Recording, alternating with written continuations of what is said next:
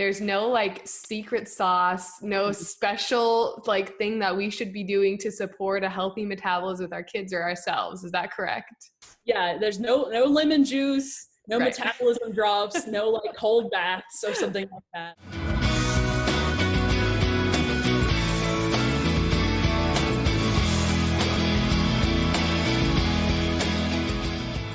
Welcome to the Growing Intuitive Eaters podcast. Today I have Stephanie Edwards-Compton with me, and I'm going to let her introduce herself. She is a super awesome researcher in nutritional biochemistry, and she is soon to be Dr. Stephanie Edwards-Compton. So can you tell us a little bit more about yourself and what we're going to be chatting about today? Sure. So like Taylor said, hello, I'm Stephanie. I am a current PhD candidate at Virginia Tech. So I actually study metabolism technically in ovarian cancer, but I'm definitely a metabolism nerd and I love everything metabolism. And so that's what we're going to talk about today. We're going to actually talk about metabolism in kids. Some more background about me though, is that I'm also a dietetic intern. So when I graduate, I will be Stephanie Edwards-Compton PhD RD, hopefully. And I did a rotation with Taylor this past spring semester, which is really awesome. I got to learn a whole bunch about kids and growing intuitive eaters and all of the kind of background around that. So that was really awesome. And it was really cool to be able to kind of meld that new information with my metabolism knowledge. And that's kind of how this podcast was born. So I'm really excited to be here. Thanks for having me, Taylor. Yeah, thanks for joining. So we had a couple of viewer questions that were submitted about metabolism in kids, but I think we should kind of start at the beginning. So can you just start with what is metabolism? Yes, this is the age-old question. What is metabolism? So very broadly, if you just want to kind of like put under the entire compass of what metabolism is pretty much the combination of all of the chemical reactions that your cells are doing. And obviously, because we are bodies, we are made up of trillions and trillions of cells. So our like whole body metabolism is the combination of all of those cells like working together, making energy, building things, breaking them down. And so all of that combines into what our metabolism is.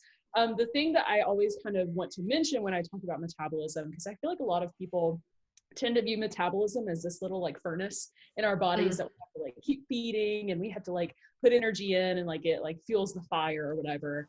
But metabolism is like, it's about making energy. Absolutely. Like that's like one of the big main focuses of metabolism, but it's also about building things up too. So we use metabolism in a way that like we take the food that we eat and it breaks it down and we use it for energy, or we store that energy for later, or we use those little bits of those food to actually like build things. So like our muscles, all of our organs, like anything that we're having to build in our bodies, we're using metabolism to do that. So I know a lot of people tend to think of it as like, well, like how can I like, burn more energy or like use more energy throughout the day? But metabolism, especially in kids, is also about building. So it's kind of all of those things combined together. And that's kind of how I study it as like a metabolism scientist, is how we're using that to make energy and like make things and fuel and grow and survive. Okay. So can you tie the word calorie into all of that for us too? Yeah. So calorie is like, so we're more familiar with it with calories as in like the things that we're eating, right? Like all the things that we eat have calories in them. That's because of the macronutrients that they contain. So the carbs that are in it, the fat that's in it, the protein that's in it. And it's kind of like a synonymous with like the energy that we can create with it. So for example, like carbohydrates have 4 calories per gram, fat has 9 calories per gram, protein has 4 calories per gram. And how we're like breaking that down kind of translates into the energy that we're making, and how we break it down also kind of translates into that too. So it's basically like we're taking the food that we're eating and how that's like being transformed into the energy that our cells and our body uses. Okay. So I know on like social media, we see there's all this talk about metabolism. I feel like it's a buzzword in the influencer space. I don't know if you feel like that too. Yes, absolutely. Okay. Especially when it comes to like exercise, right? We know exercise affects our metabolism, but for a kid, what else goes into play when we're talking about our kids' metabolism? Like obviously they're playing, they're moving, that affects it, but is there anything else? Yeah, so our metabolism's like kind of across all of the ages that we are is made up of a lot of things. So you have what is called your basal metabolism or your basal metabolic rate. that's just the energy that your body needs to survive. So if you were to lay in bed and do nothing all day but breathe, your body would need energy to do that. So just to keep yourself functioning, that's your basal metabolic rate. So we all have that. It's a little bit, it's kept that in and of itself, like basal metabolic rate can be affected by a lot of things. So like it can be affected by our genetics, our biological sex, our age, our health status, and a whole bunch of other things kind of go into how much energy our bodies use just living life, right? Like just to be alive. But on top of that amount of energy, of like just what we need to be alive, we also need energy to eat and like break down our food, which is called the thermic effect of food. And we also need energy to do any kind of movement that we do during the day that's not exercise. If we like get up and walk to the fridge, or you like put our kids in the car, or we're like walking around our office or something like that takes energy too.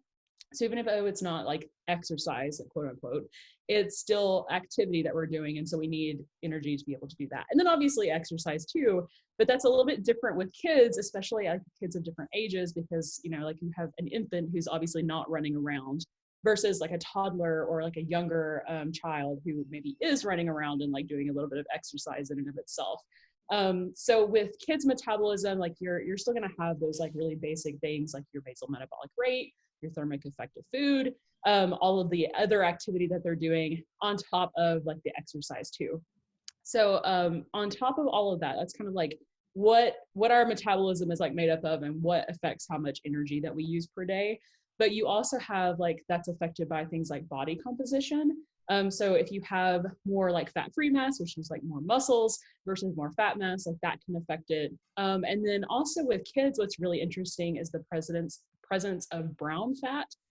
So brown fat versus white fat or white adipose tissue is a little bit different because it's like more, I guess, metabolically active, like it burns more calories basically. Is it actually brown? I think it is. Like, okay. There's a reason. Like, I want to say that the person that discovered it was like, they were like, it's not like fat, but it's not like tissue. Like, it's something else because it's like actually brown. Like the cells themselves look a little bit different. But the really interesting thing about brown fat, we actually have more of it when we're like babies and kids than we do as adults. Like, we still have some as adults. But it can help regulate our body temperature. And it burns more calories because it's like, basically, I don't want to say wasteful, but kind of wasteful in like the mitochondria. So you may have heard of mitochondria, the powerhouse of the cell, right? Like that's our little energy producing organelles that are in our cells. In brown fat, they're kind of like not as efficient as they would be in other tissues. And so they like waste more energy. Like they don't use as much of the stuff that they're using to like make energy. They kind of just kind of escapes, I guess, is a way to put it. It's called like uncoupling is like the technical scientific term for that. But basically it burns more calories and it makes more heat than regular adipose tissue does. So that's one thing that's interesting about metabolism in kids is that brown fat can affect a little bit more about their metabolism as well. Oh, that's really interesting. Okay, so babies and kids have more brown fat than adults, and brown fat is wasteful, which causes them to waste more energy in the form of heat. Yeah, but I say wasteful in that like the mitochondria themselves are wasteful, but it's still useful. Like there's a reason we have brown fat, right? And most of that has to do with body temperature, like making sure that we're regulating, especially as babies, like we want to make sure we're regulating our body temperature as much. We don't need it as much as adults. So we don't have as much brown fat as adults. But yeah, that's basically it. That's really interesting. Okay. So you mentioned when we were talking about like the components that go into metabolism, you're like running around, you're walking to the fridge, or even if you're just sitting on the couch all day, it affects how your energy expenditure. So for kids, we have one day where they're like a crazy, like running around and bouncing off the walls. And then another day where they're like chilling and watching TV for a lot of the day, maybe. So does that affect like how many calories they need or even how much they would eat? Yeah, definitely. I would say that there's a definite, like, I guess, feedback between what we're kind of doing during the day versus like how many calories that we need per day. But I wouldn't say necessarily that it's like enough of a difference probably to be like, okay, well, like I need to like make sure I'm feeding my kid like X amount of calories more on this day versus this day. I think that it kind of evens out like how our activity usually goes throughout the day. Because even if you think of like adults, like we're not doing the same things every day either, but we still have a pretty good like baseline amount of like energy that we need per day, regardless of what we're doing. Right. But yeah, with kids, if they're running around one day, they maybe will end up more hungry, or maybe they'll need a little bit more energy throughout the day versus like if you're just like kind of chilling doing. That's why it's so important to be listening to our kids' hunger cues. And like, so I talk a lot about, you know, using a schedule and being very predictable with when you're serving meal times and snacks. But some days, if your kids are expending a lot of energy, we still need to be responsive to those needs. And that doesn't mean when I say set a schedule, we should never deviate from the plan. We still need to like act in a responsive manner to when we are feeding our kids. And that means that when we set a schedule, it should be flexible, because our kids' needs do change depending on what they're doing, or maybe they're in a growth spurt, or maybe they're recovering from an illness, and all of those things are going to affect their energy needs. Yeah. So, exactly.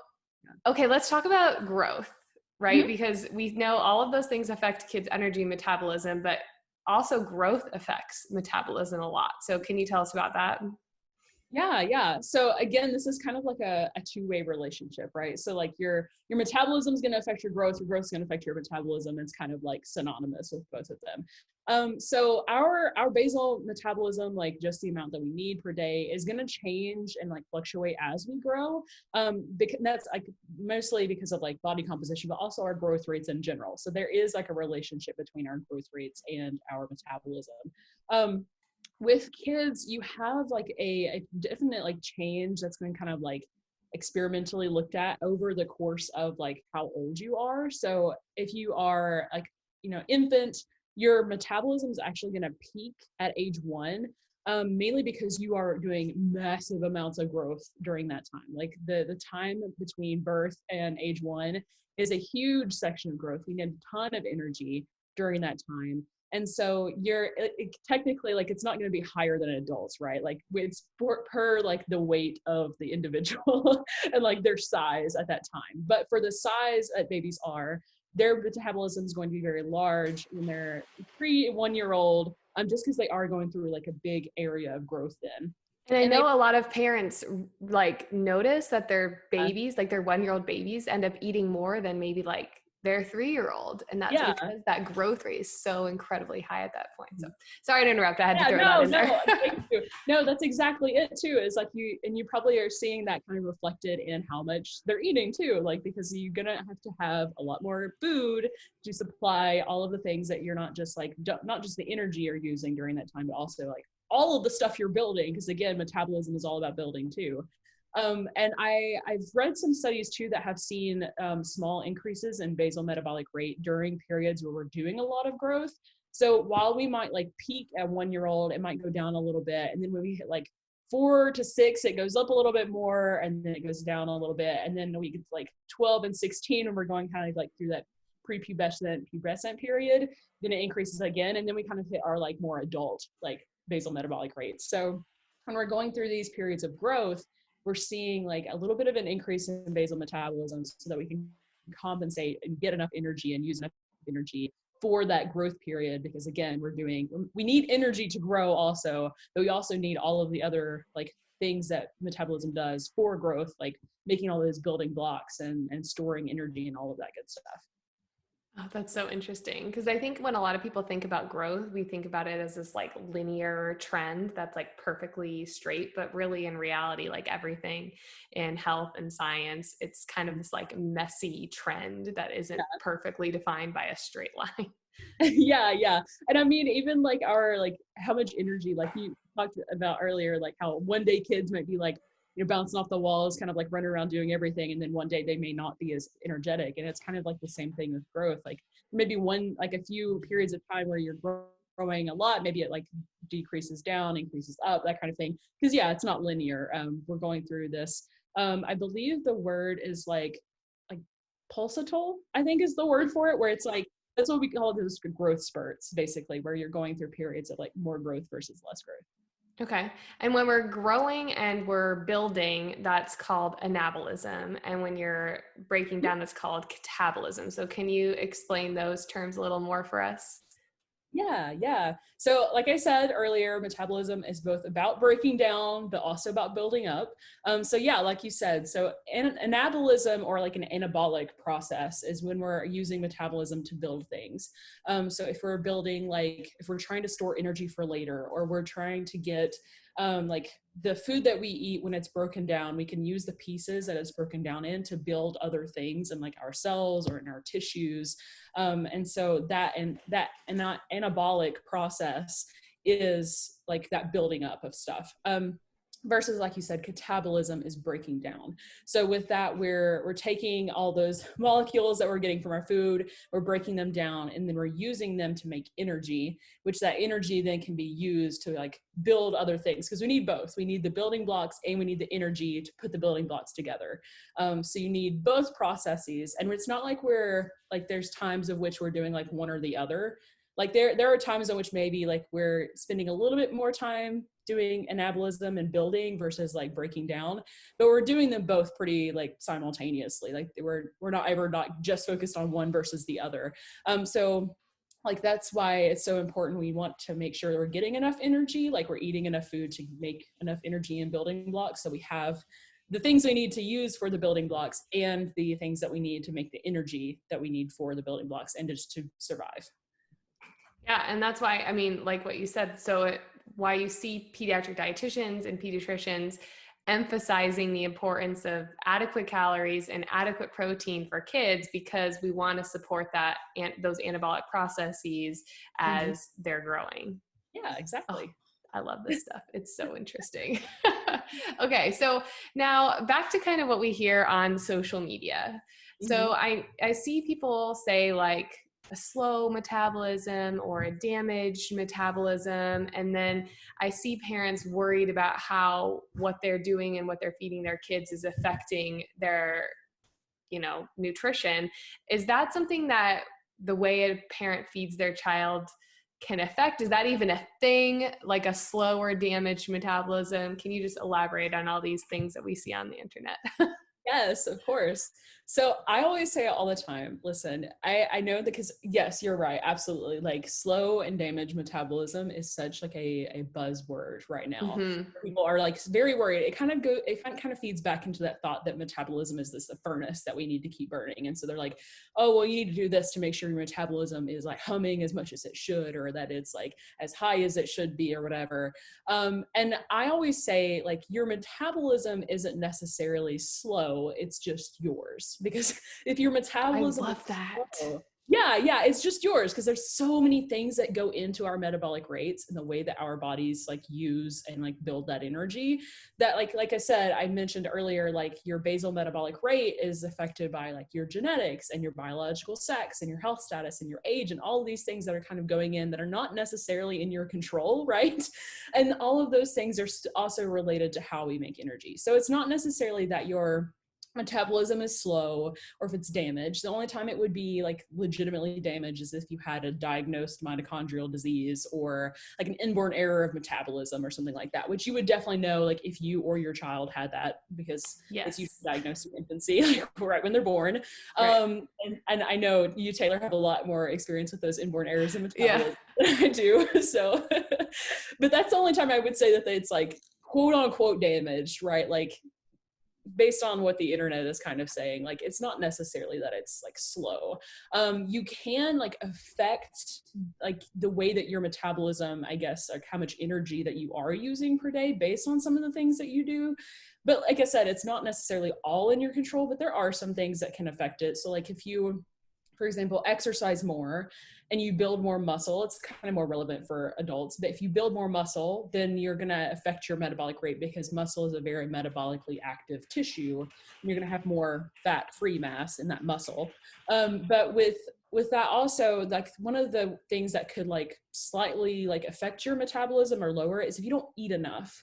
Because if you don't eat enough, like you're not going to be able to support all those processes. So just making sure that we're like eating enough, and if we're getting in some activity and like exercise and stuff like that, and that goes with our kids too, if we're just making sure that we're getting them enough food, or like listening to their hunger cues and making sure that we're like getting that food for them, it's not necessarily that you're going to damage their metabolism based on that. They still have a lot of growing to do, and there's going to be a lot of shifts in the way that their metabolism works as they get older. And so just supporting their bodies with an adequate amount of food and, you know, letting them do some activity, I think is a great way to just support that. It's not necessarily probably something that we need to worry about that much. Right.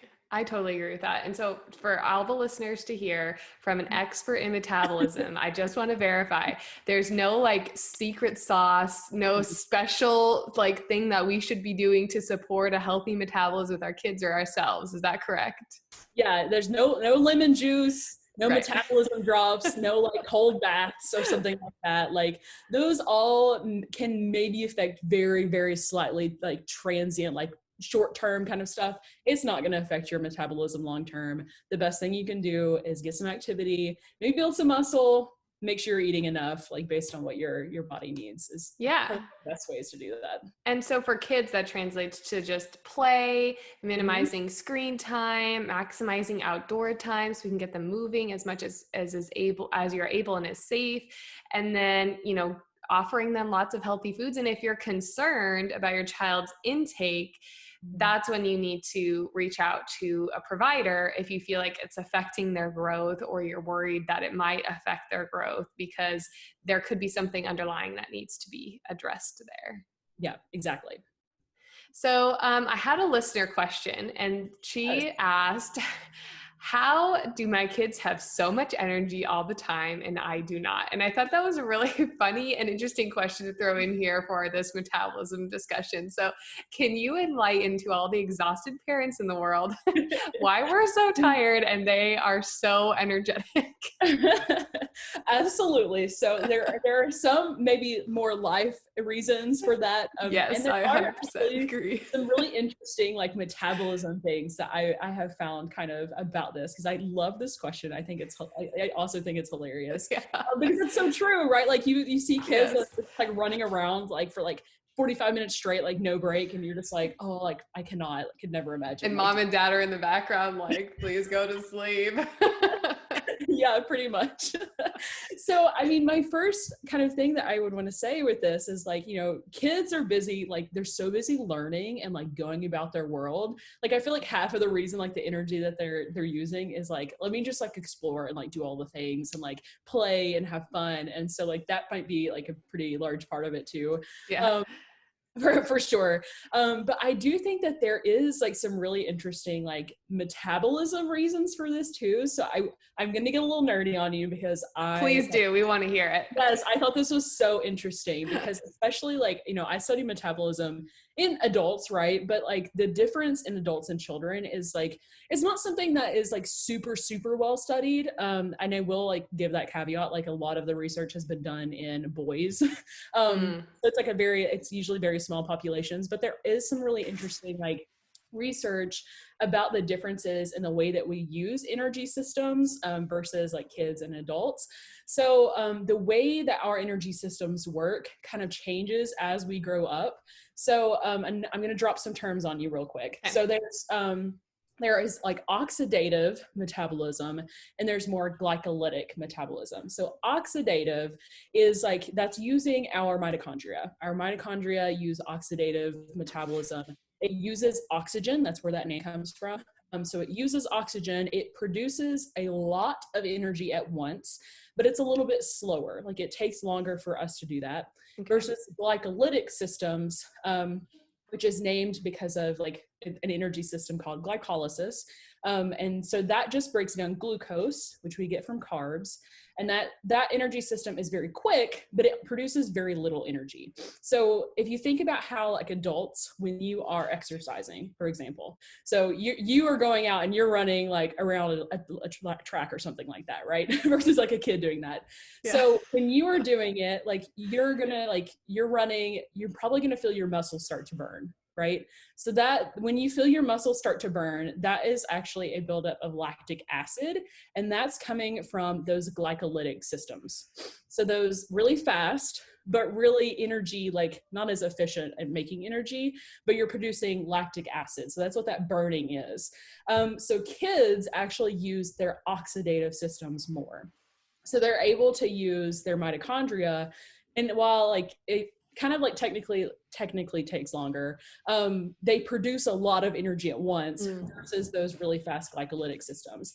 And I had found a couple of studies actually. There was one that I found that was published in 2018 that actually like compared the metabolic profiles of like prepubescent males, technically, like I said, a lot of this is done in males, versus well-trained adult endurance athletes versus just like untrained athletes. It was a very interesting study. It was a very small population, so again, I'll give that caveat. But they found that basically the boys were very comparable to the endurance athletes in their ability to use those like oxidative systems.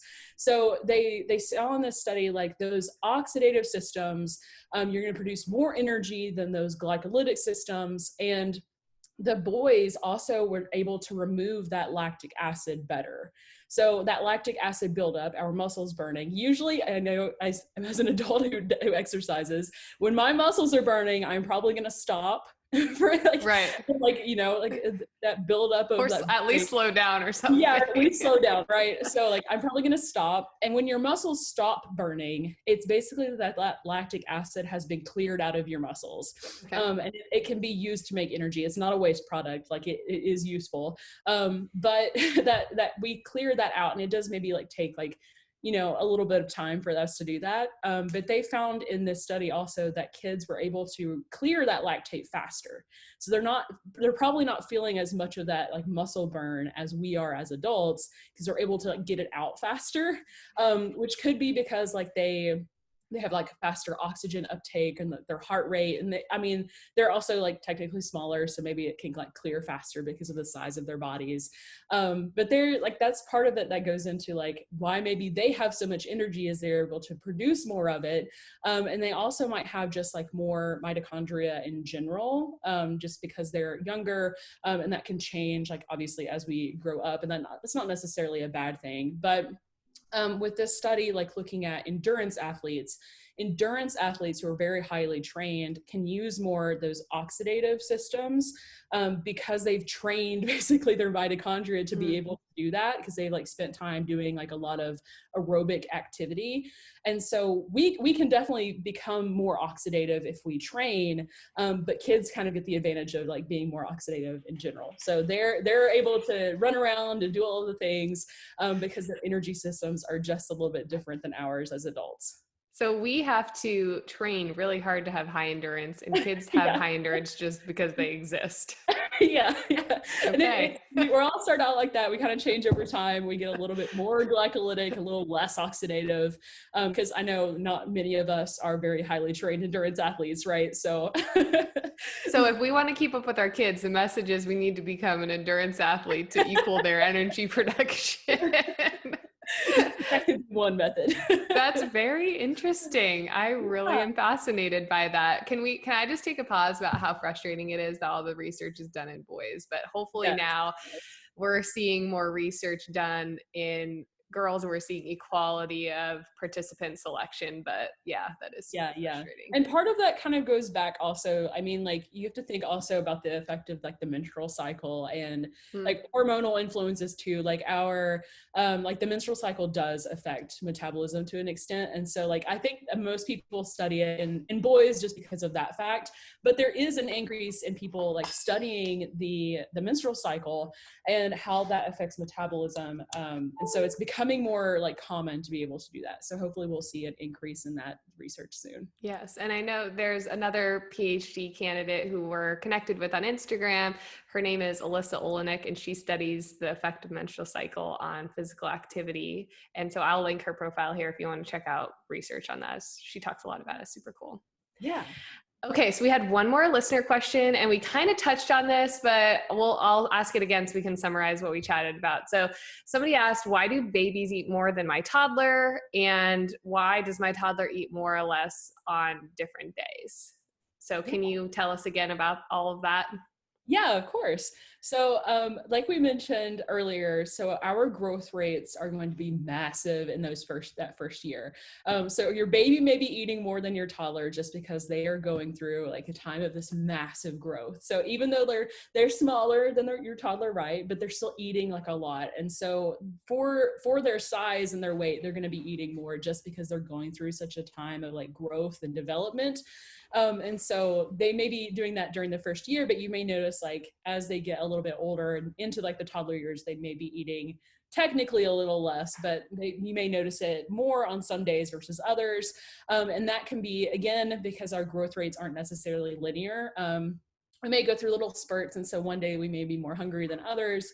Our activity levels. So our toddlers may, like I said, one day may be running around doing a lot of stuff and then the next day not doing a lot.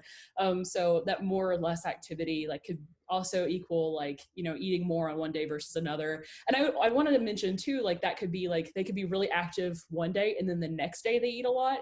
That could be something also like, it doesn't necessarily like they're active, therefore like that day they need to eat a lot. It could also just be like kind of recovering if they've maybe spent a day where they're like more active or they've been like outside playing and then the next day they eat a lot, kind of replenishing their stores, or like just because they have used a lot of energy the day before. So it doesn't have to be like the day of kind of thing. Totally. It can be, yeah, different days. And then maybe also, and I think Taylor, we had at one point talked about this too, like maybe it's also a combination of the fact that like they're getting used to like eating the food that you offer. And maybe they didn't necessarily like the food that you gave them the day before. Yeah. Or maybe they didn't want to eat as much of it that day. They were maybe in like a different mood and they didn't want to eat whatever you offered. And so maybe the more opinions as a toddler.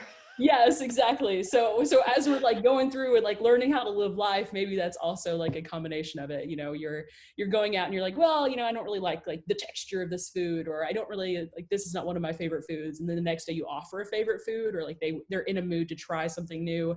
That could be also why they're kind of eating on one day versus another. Yes, just being in a mood certainly affects a toddler's intake. And I also see like babies are really messy. So keep in mind, it might look like they're eating a lot, but a lot of the food could, you know, end up on the floor or in the bib or like given to the dog. And so it can look like their plate is more empty, but maybe that's not the case. And we also see with toddlers, like they start to be more wiggly and maybe having a harder time sitting still at the table. And so that can also play into how much a toddler consumes, like how much they're able to sit still. Are they comfortable in their chair? That sort of thing. So while there is metabolism that plays into this question, there's a lot more as well, medical, behavioral, etc. So, but we certainly can see babies eat more than toddlers in some households. It's not uncommon. Yes, exactly. Okay.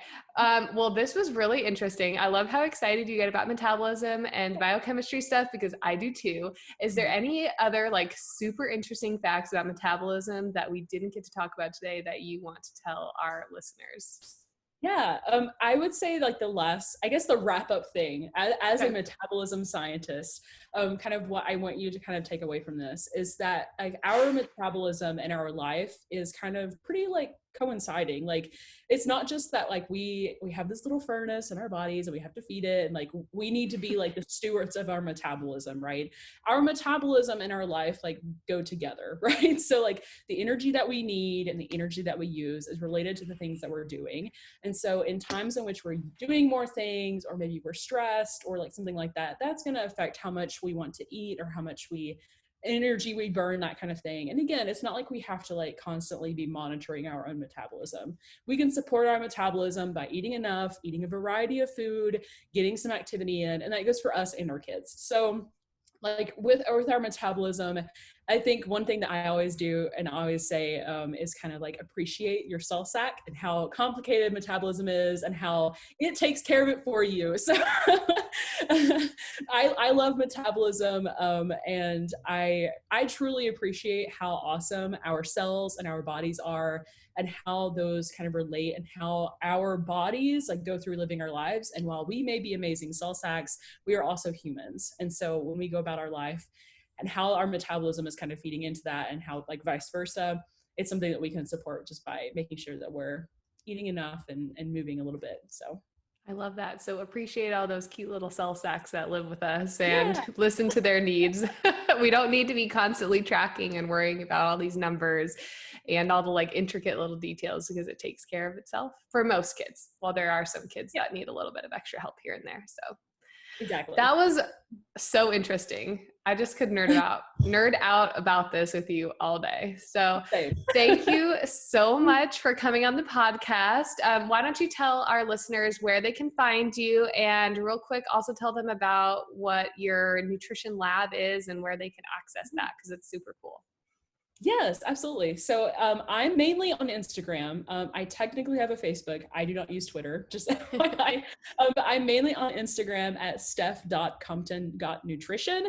And my nutrition lab is a platform that I've created to kind of, it was kind of like a combination of like an ebook and a course and like almost like a social media, because you can technically like interact with the other members.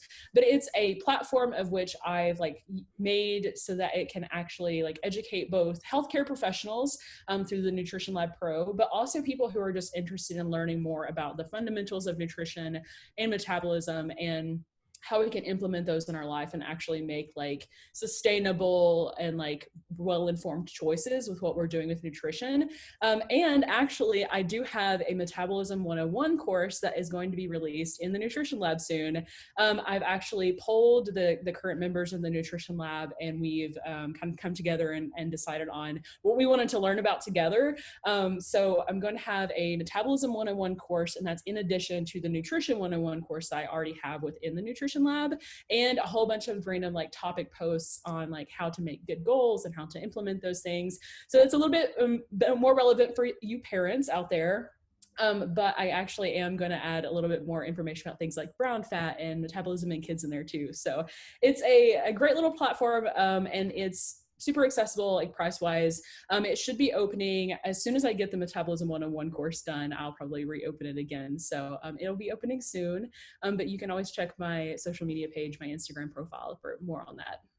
Awesome. Well, for sure, follow Steph if you don't already. And if you were super into all the nerdy stuff that we talked about, then you belong in her nutrition lab. So check that out too. So thanks for coming on the show today. It was great chatting with you. And thanks for listening to the Growing Intuitive Eaters podcast. Yeah, thanks.